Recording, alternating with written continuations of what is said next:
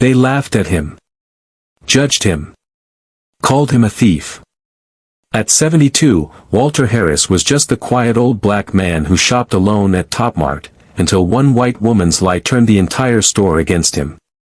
She shoved him, blamed him, and within minutes, the crowd demanded his arrest. But when the police arrived, and recognized who he really was, the truth shattered everything they thought they knew. The rare, gentle morning sunlight of a mild Tuesday filtered through the large glass windows of the Topmart supermarket, illuminating the glistening aisles and polished floors. The early morning air was relatively quiet, broken only by the soft rumble of shopping cart wheels and a gentle background melody. And as usual, promptly at 8 a.m., a familiar figure appeared at the main entrance, Mr. Walter Harris, 72 years old. Walter wasn't just any customer. He was part of the familiar landscape of this supermarket, an eccentric old man, as he was often referred to by those who knew his routine. He wore a faded, olive-green army jacket, worn at the shoulders and bleached by years, but still retaining an inherent dignity. That jacket was more than just clothing, it was a piece of memory, a part of who he was. He slowly pulled an equally old shopping cart, his kind eyes scanning each aisle as if revisiting old friends. He lived alone, without a wife, children, or close relatives visiting.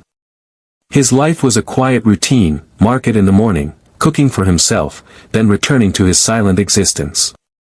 Everyone here was accustomed to his sight. Oh, it's that old man again. The eccentric old man shopping alone, no one ever visits him. These whispers, these pitying glances, or sometimes outright looks of disdain, had become a familiar part of his life. But he never let them touch the gentle, weathered smile on his face. He maintained a friendly demeanor, meticulously asking the price of each item, as if every potato, every egg, was a treasure to be cherished. For him, it wasn't just shopping, it was a daily ritual, a way to maintain the rhythm of life. Today was no different. Walter slowly pushed his cart down the produce aisle. He paused in front of the potato bin, bending down to carefully inspect each spud, selecting them as if they were precious gems.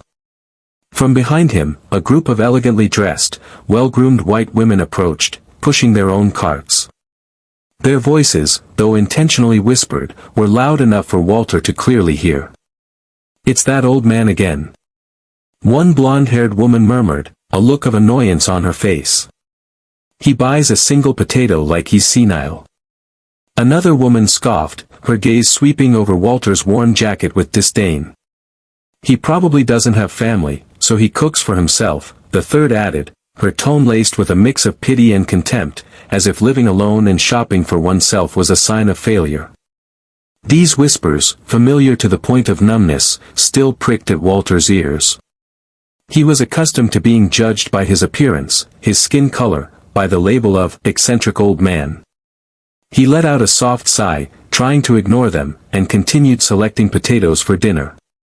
Then, another woman in the group, with curly brown hair and sharp eyes, suddenly spoke up, no longer whispering. She looked directly at Walter, a clear expression of contempt on her face.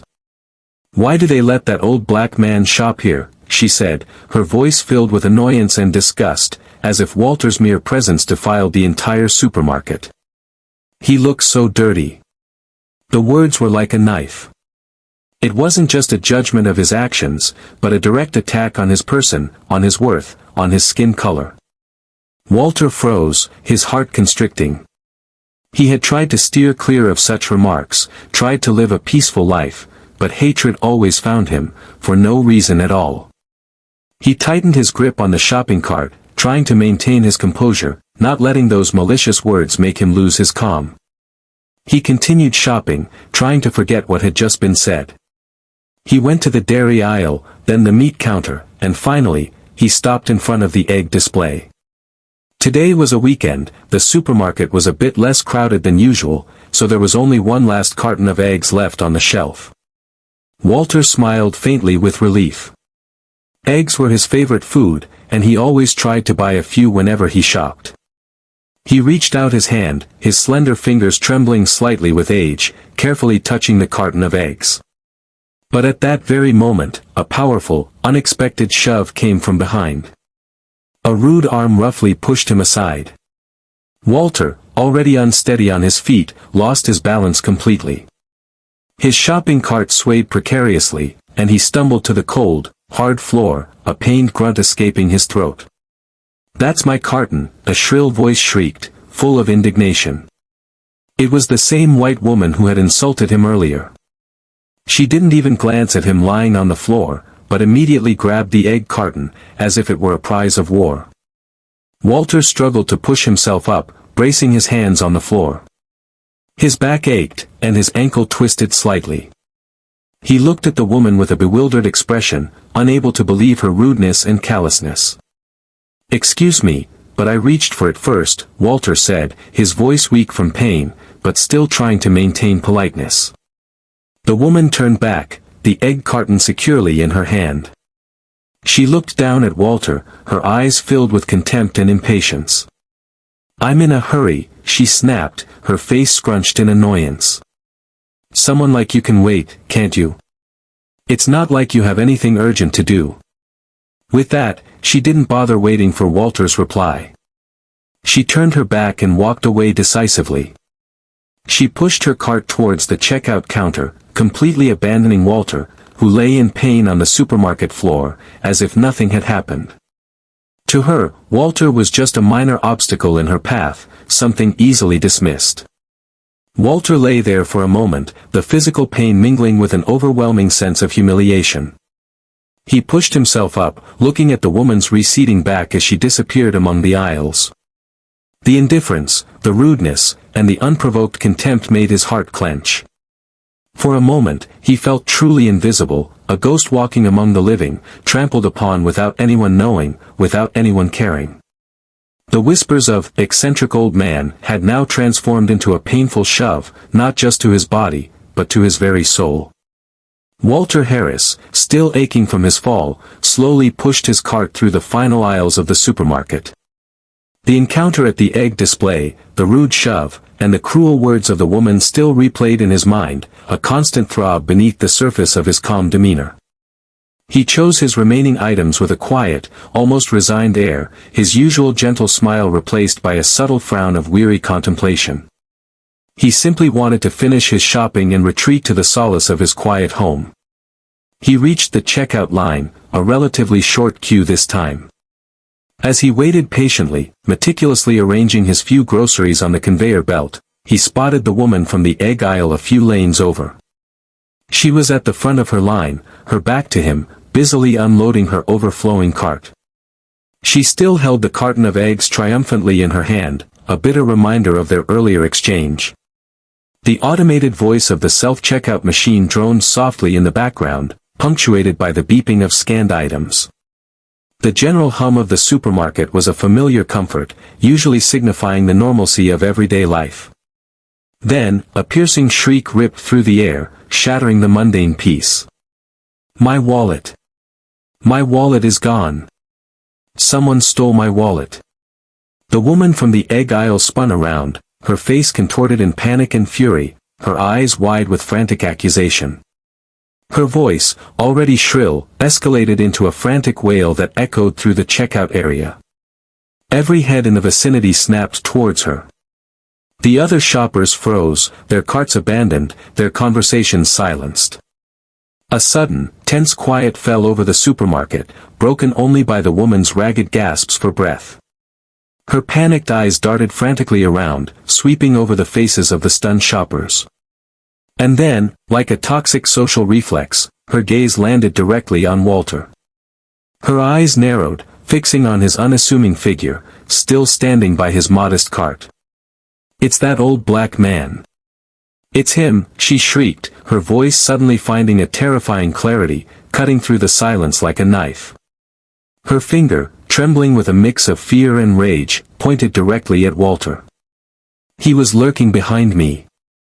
I saw him. He must have taken it." Walter flinched. His calm shattered. He stood rooted to the spot, utterly bewildered. His mind raced, trying to comprehend the sudden, terrifying accusation. His wallet? Stolen. And me? The words felt absurd, nonsensical. He hadn't been near her since the egg aisle. He hadn't seen anything. No. No, I don't understand. Walter stammered, his voice hoarse with shock, his hands trembling. I don't know where her wallet is. I didn't steal anything. I swear. His heart pounded against his ribs, a frantic drumbeat of terror.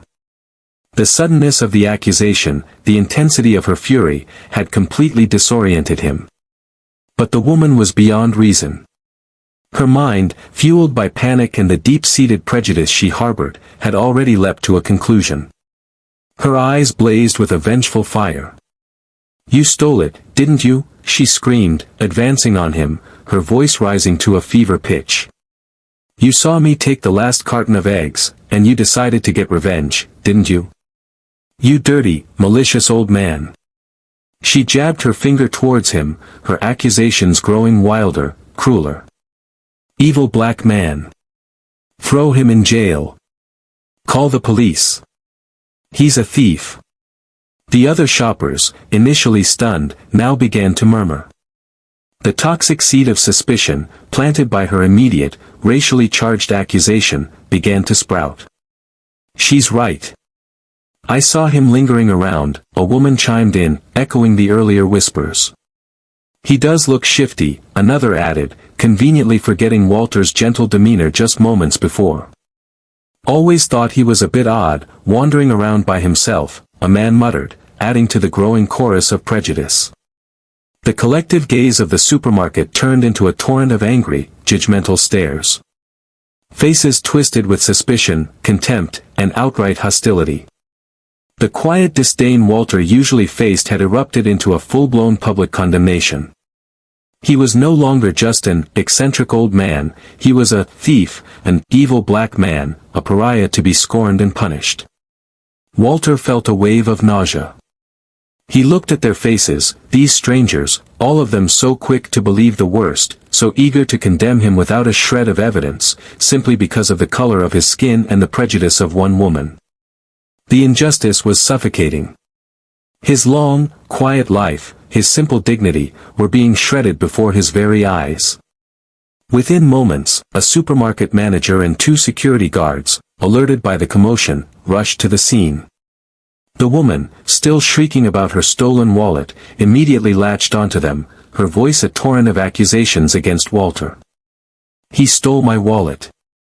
The old black man, he tried to get revenge for the eggs. He's a thief. You have to stop him." The manager, a harried-looking man, looked at the screaming woman, then at the agitated crowd, and finally at Walter, who stood motionless, his face pale with shock and confusion. He didn't ask questions. He didn't seek explanations. The accusations, fueled by such raw emotion and racial bias, seemed to immediately override any presumption of innocence. "Sir," the manager said to Walter, his voice firm and unyielding, "we need you to step aside. Please wait here. We have to call the police." One of the security guards stepped closer to Walter, effectively blocking his path, signaling that he was being detained. Walter felt a profound sense of helplessness. He was trapped. Accused. Condemned. His heart ached not just from the physical pain of his earlier fall, but from the searing wound of this baseless accusation. He stood there, a solitary figure in the center of a rapidly escalating nightmare, his dignity stripped away, his reputation in tatters, awaiting the arrival of the police who, he knew, would only see the color of his skin and the accusations of a panicked, prejudiced woman. The weight of unfairness pressed down on him, suffocating him. The air in the supermarket hung thick with tension, a suffocating blanket of judgment pressing down on Walter Harris. He stood, a solitary figure amidst the accusing stares, his heart still racing from the false accusations. The manager's grim face and the security guard's watchful presence cemented his status as a suspect. Walter felt a profound sense of helplessness, the weight of an unfair world pressing down on his aging shoulders.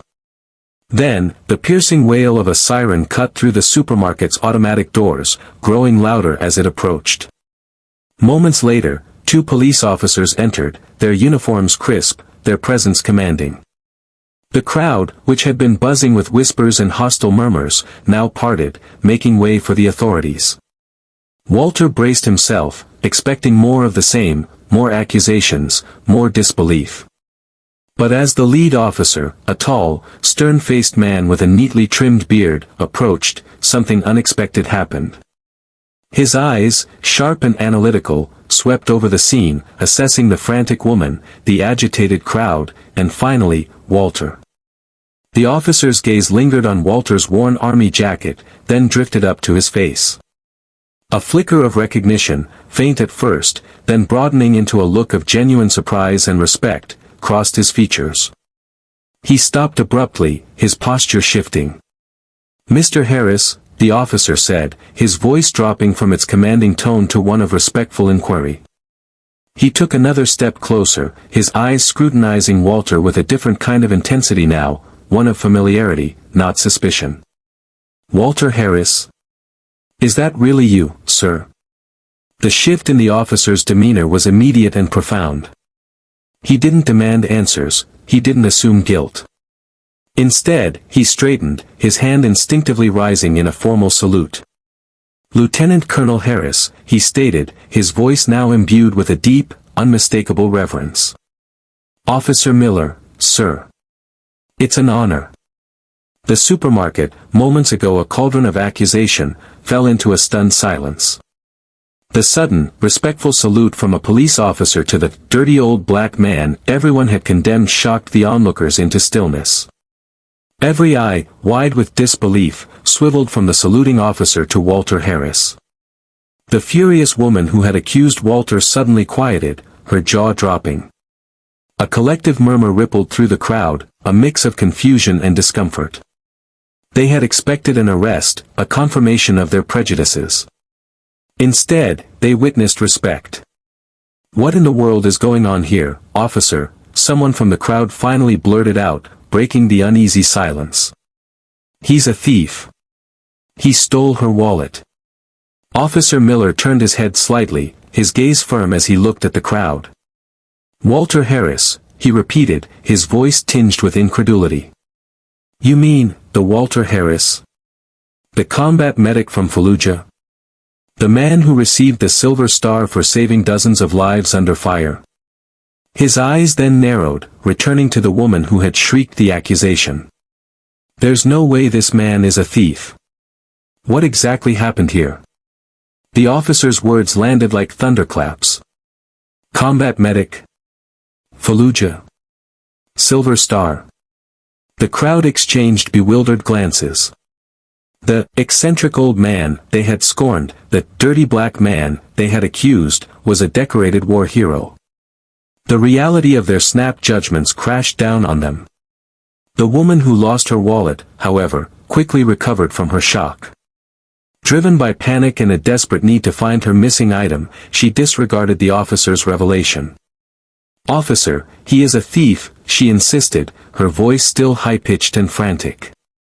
She rushed forward, eager to tell her version of events before the tide turned against her. "I was at the egg counter with him," she began, recounting her story with a rapid-fire urgency, omitting her own abusive behavior. "We were both reaching for the last carton. Then, I went to pay for my groceries, and when I got to the checkout, my wallet was gone.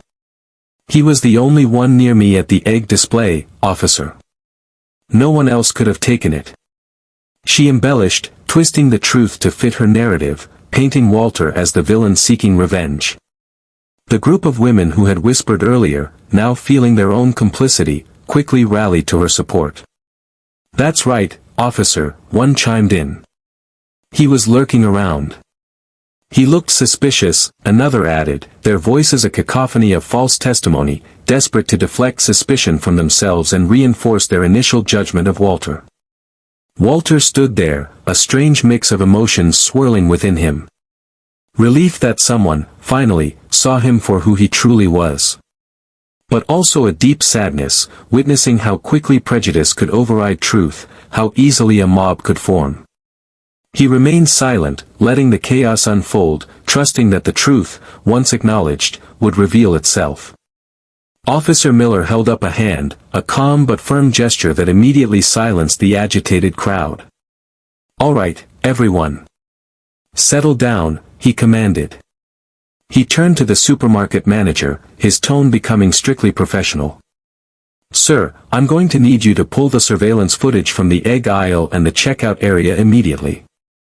We need to see exactly what happened." The manager, visibly flustered and realizing the immense error that had been made, nodded frantically. "Yes, officer. Right away. I'll have the security team retrieve it." As the manager hurried off, a palpable tension filled the air. The crowd, no longer openly hostile, now shifted uncomfortably, a sense of dawning realization, mixed with apprehension, creeping into their faces. They knew that the camera footage would reveal more than just a stolen wallet, it would reveal their own complicity in a grave injustice. Walter, for the first time in hours, felt a faint flicker of hope. The truth was about to resound. The security room of Top-Mart's supermarket was small and stuffy. The harsh light from the security monitors cast an unforgiving glow on the strained faces watching intently. Mr. Walter Harris stood there, maintaining his composure, but deep down, a fragile hope mixed with an anxious anticipation. Officer Miller stood beside him, his keen eyes fixed on the screen. The woman who had accused him stood opposite, her face still contorted with the panic of her missing wallet, but now laced with a growing tension as she realized the camera was about to expose the truth. The curious crowd, now dwindled to a smaller group of concerned onlookers, jostled to get a better view of the screen. The footage fast-forwarded. Scenes of the supermarket's normal rhythm flashed by rapidly. Until, the video paused at the fateful moment at the egg display. The image on the screen was brutally clear. Everyone held their breath. First, there was Walter slowly approaching the egg counter, his hand reaching out to touch the last carton. Next, the unmistakable image of the white woman rushing forward, her face contorted in anger. She said nothing, simply shoved Walter forcefully aside, causing him to lose his balance and tumble to the floor. A collective gasp echoed softly in the room. The screen continued to play. In the act of shoving and grabbing the egg carton, a small black object unexpectedly fell out of the woman's purse. It was her wallet. And it didn't stop there. Immediately after bending down to pick up the eggs, her own foot accidentally kicked the wallet, sending it sliding directly underneath the egg display shelf, completely out of sight.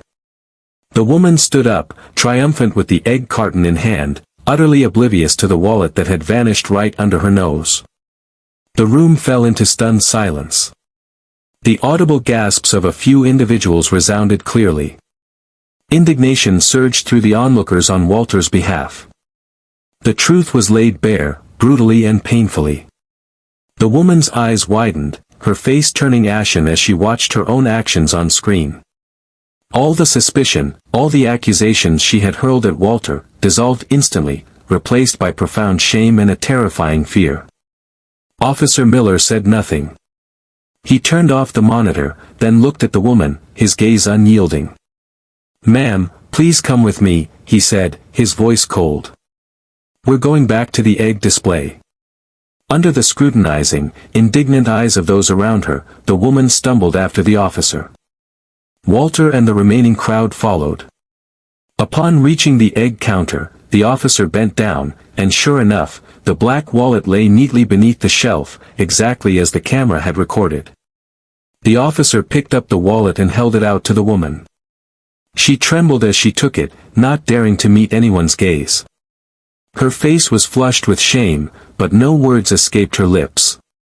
At this point, the murmurs and whispers resumed, but they were no longer directed at Walter. "I can't believe it," one woman exclaimed, her voice filled with disgust. She shoved him, and then had the nerve to accuse him of stealing her wallet. "What a cruel person," another added, their eyes filled with contempt for the now shamed woman. The air of indignation had now shifted from Walter to the very person who had caused all the trouble. The woman, realizing she could no longer hide, finally looked up. Tears began to well in her eyes, not from fear, but from the overwhelming shame that consumed her. I'm so sorry, she whispered, her voice choked with emotion, then turned to Walter, bowing her head. I apologize, Mr. Walter. I was wrong. I was so thoughtless and unreasonable. I apologize for insulting you, for falsely accusing you. Her apology hung awkwardly in the heavy air. Officer Miller looked at the crowd, then back at Walter. He knew this was a crucial moment, not just to clear a man's name, but to teach a lesson to the entire community. Everyone, please listen to me, Officer Miller said, his voice resonating through the area. Mr. Walter Harris is not just an innocent man wrongly accused. He is a retired Army combat medic, a hero who served our country in some of the most brutal battles. He is the man who saved countless lives on the battlefields of Fallujah. The crowd was once again stunned. Combat medic? Fallujah? A hero? The image of the eccentric old man or the dirty old black man they had assigned to Walter completely shattered.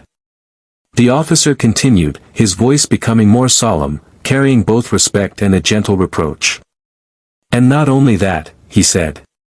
For the past 10 years, Mr. Walter Harris has been using his modest pension to cook and provide free meals for the less fortunate, for the homeless in this city. He is a kind man, a righteous man, who lives for his community, not a thief as some of you so hastily concluded. The officer's words landed like a punch to the conscience of everyone standing there. The atmosphere in the supermarket abruptly became silent. From those who had whispered contemptuous remarks to those who had joined in the false accusations, all bowed their heads, not daring to look directly at Walter. Shame, remorse, and humiliation spread throughout the space. Everyone here, Officer Miller said, his gaze sweeping over each person, owes him a sincere apology. Not just for the false accusation, but for the contemptuous words, the prejudices you unfairly cast upon him without knowing his true character. And then, one by one, starting with those who had been the most venomous, they slowly bowed their heads. "We are sorry, Mr. Walter," one woman murmured. Then others began to echo, "We're sorry, our apologies, sir," their voices filled with genuine remorse and sorrow, blending together in the now utterly silent supermarket. Walter looked at their bowed heads, their eyes red with regret. He no longer felt anger or humiliation. Instead, a strange sense of peace settled over him. Finally, what he did, who he was, had been recognized. Not by praise or medals, but by understanding, by a sincere apology from those who had once been misguided. He smiled faintly with relief, his familiar kind, weathered smile returning to his face. "It's all right," he said, his voice warm, without a hint of resentment. "I forgive you all. As long as you understand, that's enough." Walter's magnanimity made everyone feel even more ashamed and respectful. A few people, after a moment of bowing in apology, looked up at him, their eyes filled with admiration. Then, a middle-aged man suddenly stepped forward, placing a bag of fresh green vegetables into Walter's shopping cart. "Mr. Walter, please accept this," he said, his voice trembling. "Consider it our apology." Another woman quickly placed a package of fresh meat into the cart. Then another added some fruit. One by one, they silently placed small gifts into his cart, as a way to atone, to show their respect. Walter's cart, which had contained only a few simple items, was now overflowing with fresh produce, silent gifts that contained all their sincere remorse and admiration. Walter looked at the full cart, then at the smiling faces, their eyes filled with goodwill. His heart warmed.